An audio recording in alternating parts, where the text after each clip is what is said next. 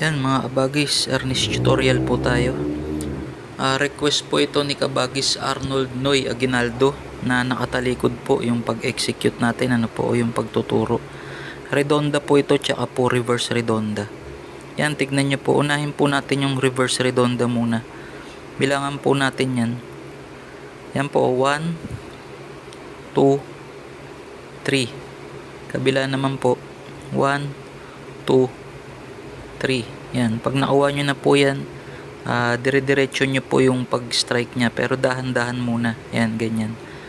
Pagka nagamay nyo na po, bilisan po natin para po sa tamang pag-execute ng reverse redonda. Yan, ganyan po yun. Yan po yung reverse redonda.